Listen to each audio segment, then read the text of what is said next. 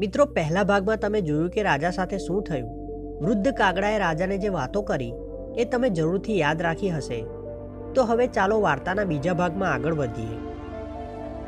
રાજા કિરતબાન જે ઝાડ નીચે બેસે છે અને પોતાની રાણી વસુંધરા અને પુત્ર ભરતને યાદ કરે છે. તે જ દિવસે તે રાજકુમાર ભરત સામાન ખરીદવા માટે ગયો હતો. ત્યારે તે શહેરના બજારમાં જવાનો હતો. ત્યારે તેણે જોયું કે તેના પિતા મહારાજ કિરતબાન એક ઝાડ નીચે દુઃખી અવસ્થામાં બેઠા છે. તેમના પિતાની હાલત ખૂબ જ ખરાબ હતી. રાજકુમાર ભરતે પોતાના પિતાને આવી દશામાં જોઈને ખૂબ જ દુઃખ થયું. તે તેમની પાસે જાય છે અને કહે છે કે પિતાજી, તમે આ શહેરમાં શું કરી રહ્યા છો? કોણે તમને આવી હાલતમાં પહોંચાડ્યા છે? મિત્રો, રાજા પોતાના પુત્રને ઓળખી શક્યા નહીં અને કહ્યું કે બેટા, તું કોણ છે? ભરતે કહ્યું કે હું તમારો પુત્ર ભરત છું.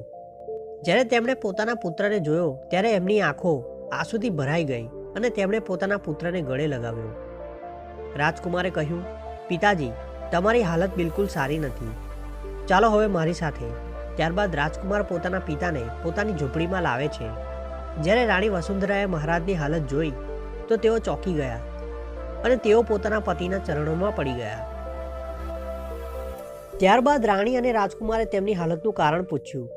ત્યારે રાજાએ તેમણે બધું જ કહ્યું કે રાજકુમાર ઉત્તમે તેમની સાથે કેવો વ્યવહાર કર્યો અને સિંહાસન હડપવાની લાલચમાં તેણે આપણા બધા વિશ્વાસુ મંત્રીઓની હત્યા કરાવી દીધી અને સેનાપતિની પણ હત્યા કરાવી દીધી અને તેમણે મને મહેલમાંથી બહાર કાઢી મૂક્યો. બધું જાણ્યા પછી રાજકુમાર ભરતે કહ્યું કે પિતાજી, તમે બિલકુલ ચિંતા ન કરો. મને લાગે છે કે રાજકુમાર ઉત્તમે કોઈના પ્રભાવમાં આવીને આ ભૂલ કરી છે. તેથી જ તેણે આટલું ઉતાવળું પગલું ભર્યું છે. મને ખાતરી છે કે તેને જલ્દી જ પોતાની ભૂલનો અહેસાસ થશે અને તે જાતે જ તમારી માફી માંગવા માટે આવશે. પોતાના પુત્રની વાતો સાંભળીને રાજા પોતાના મનમાં વિચારવા લાગ્યા કે પુત્ર ભરતને પોતાના ભાઈ પ્રત્યે બિલકુલ ઈર્ષ્યા કે દોષ નથી. કેટલો ફરક છે ભરત અને ઉત્તમના વિચારોમાં. મિત્રો, આ પછી બધાએ સાથે ભોજન કર્યું અને પછી સૂઈ ગયા. મિત્રો, તે દિવસથી રાણી વસુંધરા પોતાના પુત્ર અને પતિ સાથે રહેવા લાગી.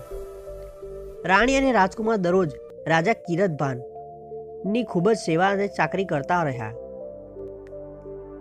રાજકુમાર ત્યારે જ ભોજન કરતો જ્યારે રાજા પોતાનું ભોજન પૂરું કરી લેતો. હવે મહારાજને રાજકુમાર ભરત અને વસુંધરા સાથે રહેતા થોડા મહિના વીતી જાય છે. એક દિવસ જ્યારે રાજા એકલા બેઠા હતા ત્યારે તેઓ વિચારવા લાગ્યા કે મેં કોઈના પ્રભાવમાં આવીને રાજકુમાર ભરતને ઘરમાંથી કાઢી મૂક્યો હતો અને મારા કારણે તેનું જીવન સંપૂર્ણપણે બરબાદ કરી દીધું હતું. ત્યારથી રાણી અને તેનો પુત્ર આવી દૂરની અજાણી જગ્યાએ એકલા રહે છે અને મારી સામે તેઓ રાતોરાત મહેલમાંથી ઝૂંપડીમાં આવી ગયા. આટલું થયા પછી પણ મારો પુત્ર મને આટલો આદર આપી રહ્યો છે અને હું તેના પર ધ્યાન નથી આપી રહ્યો. મારી પત્ની મારી આટલી સેવા કરી રહી છે. બીજી તરફ રાજકુમાર ઉત્તમ હતો, જેને મેં હંમેશા બધું જ આપ્યું. તેની બધી ઈચ્છાઓ પૂરી કરી અને રાજ્ય હડપવાની લાલચમાં તેણે મને રાજમહેલમાંથી બહાર કાઢી મૂક્યો. આજે રાજાને ખૂબ જ પસ્તાવો થઈ રહ્યો છે. તેમને લાગવા લાગ્યું કે તેમણે પોતાના જીવનની સૌથી મોટી ભૂલ કરી છે, જેને તેઓ ક્યારેય સુધારી નહીં શકે. તેમણે જે સાધુની વાતો પર વિશ્વાસ કરીને ખૂબ જ મોટી ભૂલ કરી હતી. પરંતુ હવે રમત પૂરી થઈ ગઈ હતી. મહારાજે પોતાની પત્ની અને પુત્ર સાથે બીજા રાજ્યમાં રહેતા લગભગ 1 વર્ષ વીતી ગયું હતું. તે રાજ્યનો રાજા ગંધર્વસેન હતો. એક પુત્રી હતી જેનું નામ ચંદ્રમુખી હતી. રાજકુમારી ચંદ્રમુખી ખૂબ જ સુંદર અને બુદ્ધિશાળી છોકરી હતી. એક દિવસ રાજકુમારી ચંદ્રમુખી પોતાના પિતા સાથે પોતાના મહેલના બગીચામાં ટહેલી રહી હતી. તેને તે બગીચામાં ટહેલવું ખૂબ જ ગમતું હતું અને આજે તેના પિતા પણ તેની સાથે હતા. જ્યારે રાજકુમારી ચાલી રહી હતી ત્યારે અચાનક સોનેરી રંગના પોપટ આવ્યો. તે સોનેરી રંગનો પોપટ ઝાડ પર બેઠો હતો અને રાજકુમારી ચંદ્રમુખી તરફ ધ્યાનથી જોઈ રહ્યો હતો.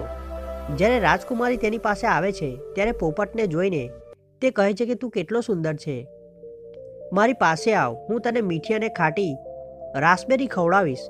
આ સાંભળીને પોપટ કહે છે કે મારા હૃદયની ઈચ્છા છે કે હું તારી જેવી ઉમદા હૃદયની અને સુંદર રાજકુમારી સાથે આવું અને રહું અને મને મીઠી અને ખાટી રાસબેરી ખવડાવે. પરંતુ હું શહેરની આસપાસ ફરવા નીકળ્યો છું અને મારા માતા પિતાને જલ્દી પાછા ફરવાનું વચન આપ્યું છે. તેથી હવે હું અહીંથી જાઉં છું. એમ કહીને તે સોનેરી રંગનો પોપટ પોતાની પાંખો ફફડાવીને ત્યાંથી ઉડી જાય છે. આ જોઈને રાજકુમારી ચંદ્રમુખી ખૂબ જ આશ્ચર્યચકિત થઈ જાય છે કે તે સુંદર પક્ષી માનવ ભાષામાં બોલ્યું. રાજકુમારી તરત પોતાના પિતા પાસે આવીને કહ્યું કે પિતાજી, મને આ બોલતો પોપટ જોઈએ છે. તે પોપટ મારા હૃદયમાં વસી ગયો છે. મિત્રો, શરૂઆતમાં રાજા ગંધર્વસેનને કંઈ સમજાયું નહીં કે રાજકુમારી ચંદ્રમુખી શું કહી રહી છે. પરંતુ જ્યારે રાજકુમારી ચંદ્રમુખીએ આખી વાત જણાવી કે બગીચામાં એક સોનેરી રંગનો પોપટ બેઠો હતો અને તે માણસોની ભાષા બોલી રહ્યો હતો, મને તે પોપટ જોઈએ છે, ત્યારે રાજા કહેવા લાગ્યા કે દીકરી, મેં મારા વડીલો પાસેથી સાંભળ્યું છે કે અહીંથી સેંકડો માઇલ દૂર 1 મહિનાની કઠિન મુસાફરી પછી એક પર્વતીય પ્રદેશ છે અને તે પ્રદેશમાં આવા બોલતા પક્ષીઓ જોવા મળે છે. મને લાગે છે કે તે પક્ષી ત્યાંથી આવ્યું હશે.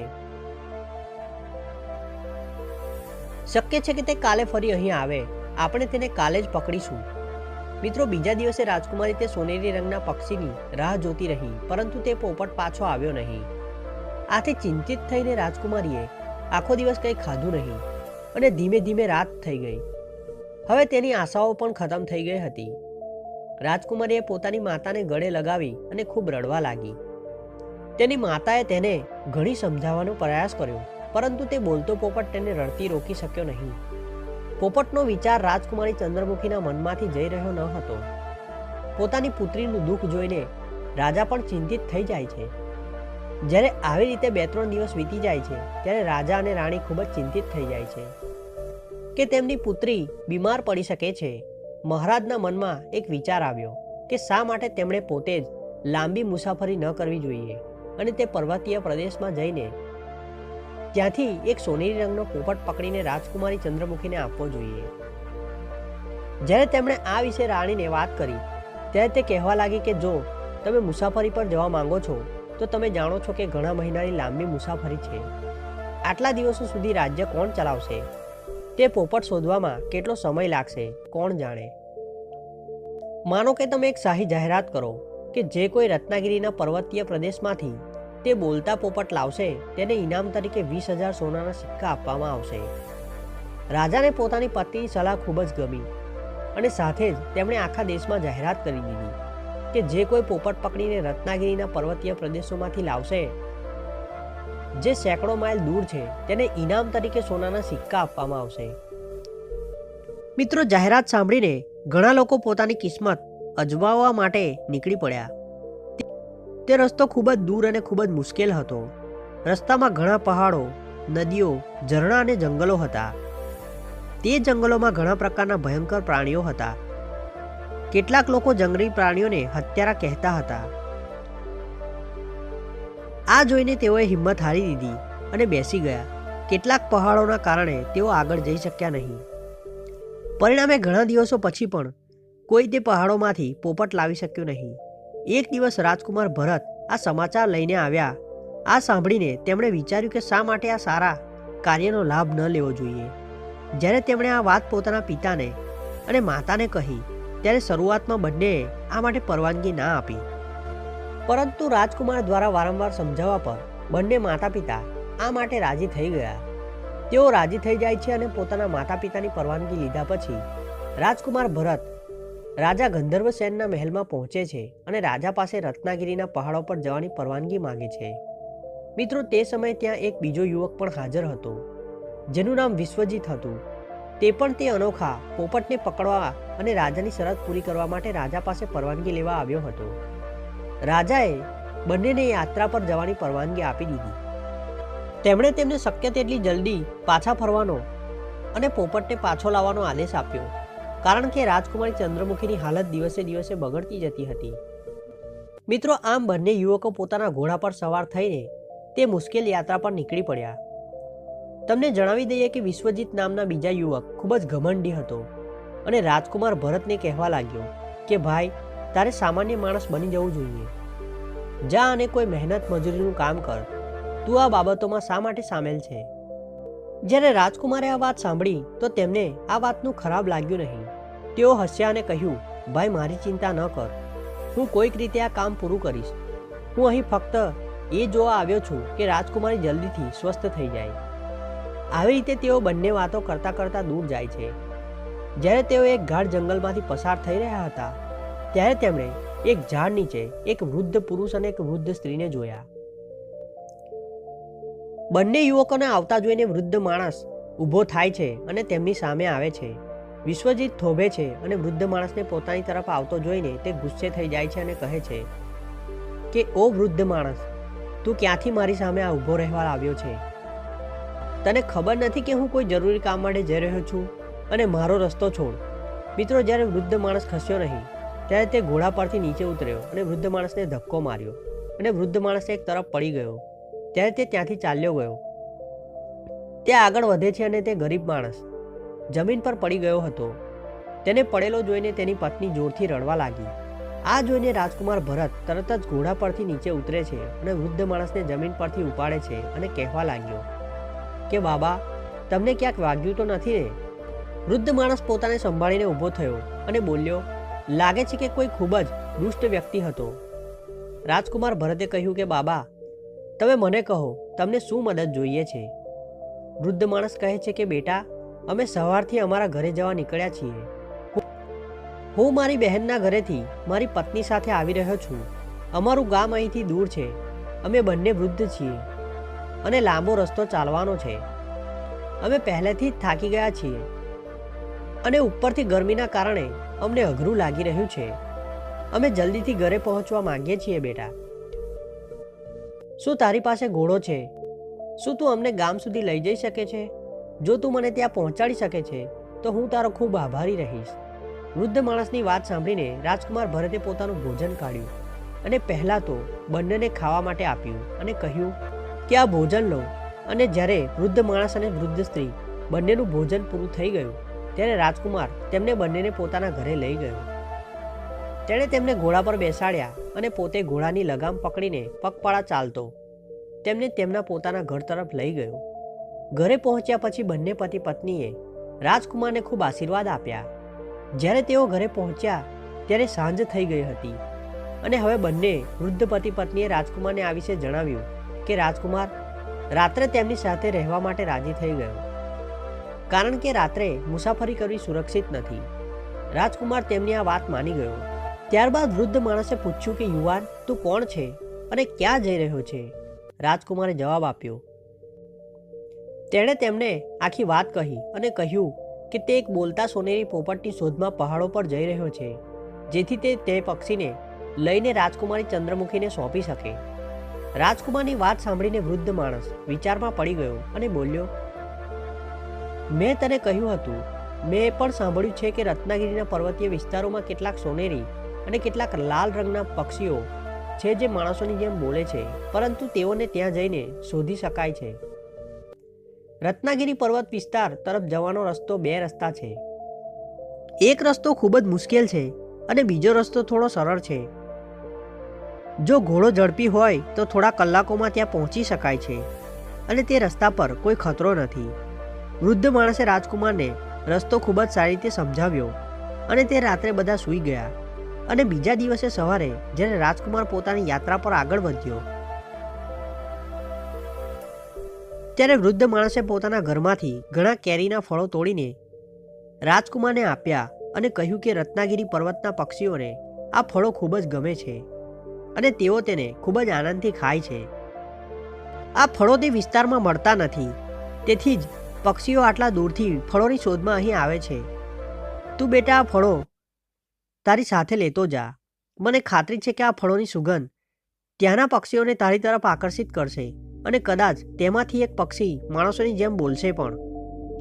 રાજકુમારે કેરીઓ લીધી, તેને એક પોટલામાં બાંધી અને વૃદ્ધ માણસનો આભાર માન્યો. રાજકુમાર ભરત તે જ રસ્તા પર આગળ વધ્યો જેના વિશે વૃદ્ધ માણસે તેને કહ્યું હતું.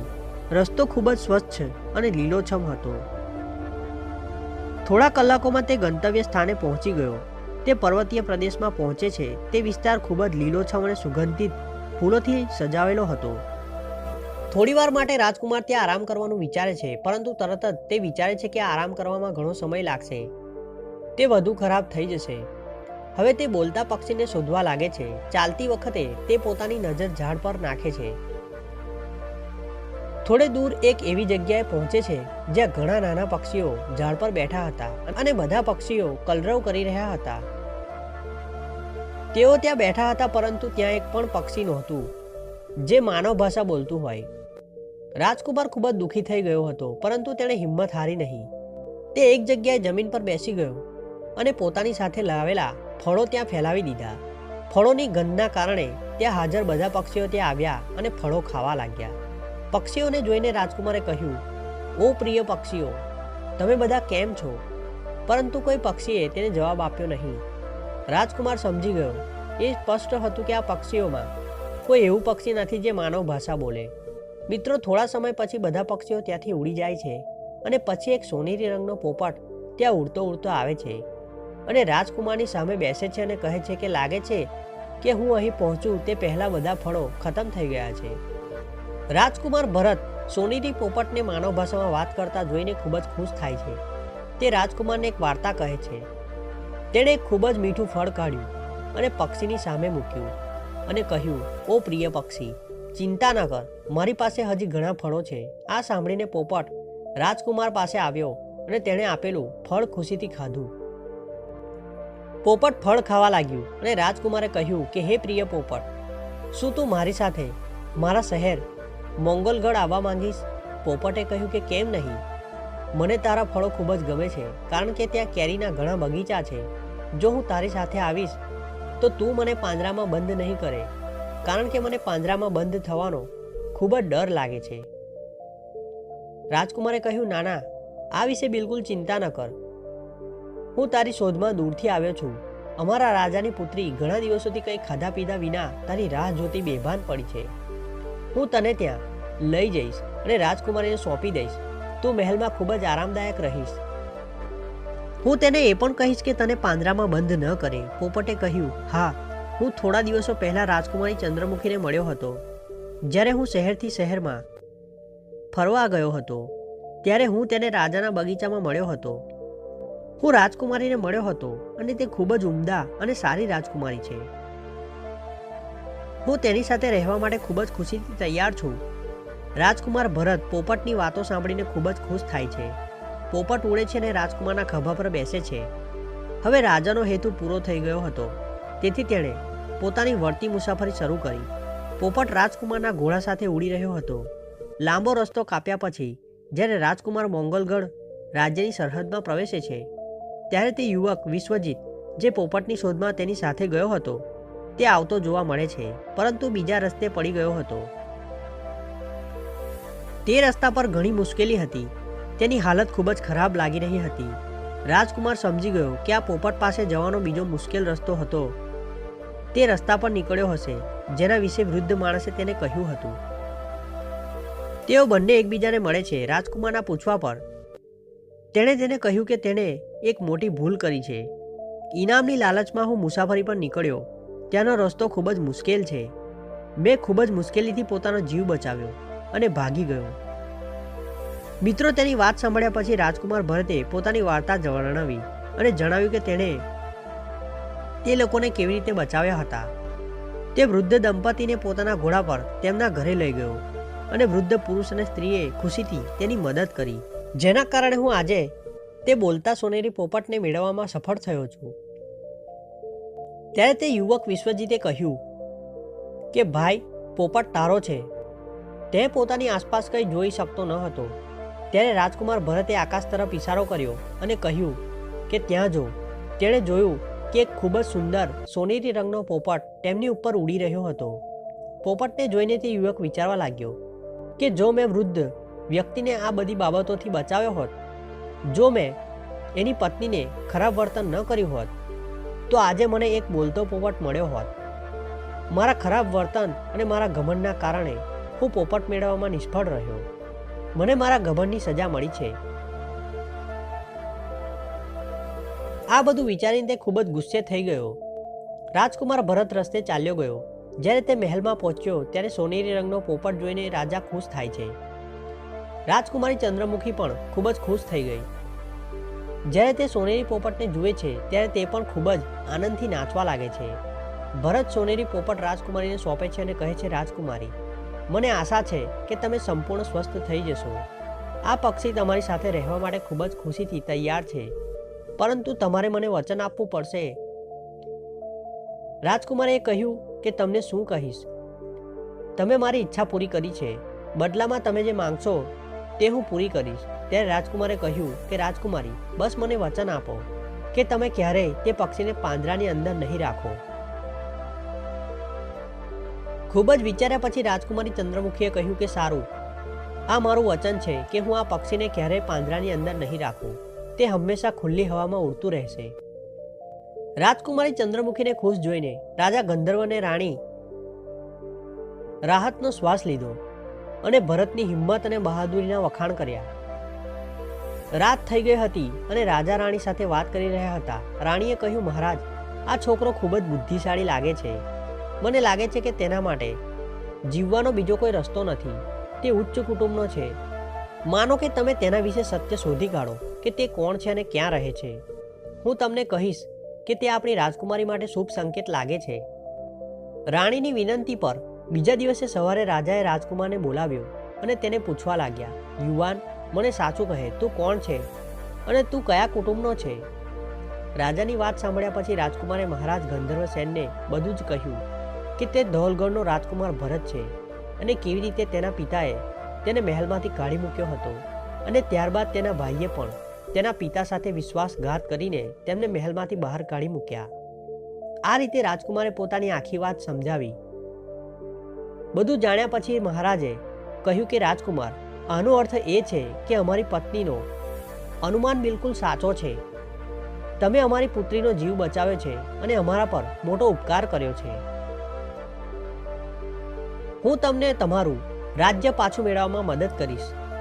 તમે ખૂબ જ બુદ્ધિશાળી અને બહાદુર છો અને જો તમે ઈચ્છો તો તમે મારી વિશાળ સેના સાથે તમારા બેઈમાન ભાઈ ઉત્તમના મહેલ પર હુમલો કરી શકો છો અને તેને હરાવીને તમારું રાજ્ય પાછું લઈ શકો છો. રાજકુમારે કહ્યું કે મહારાજ, તમારી દરખાસ્ત ખૂબ જ સારી છે, પરંતુ મારે નિર્ણય લેવા માટે મારા માતા પિતા સાથે ચર્ચા કરવી પડશે. ત્યારબાદ જ હું કોઈ નિર્ણય લઈ શકું છું.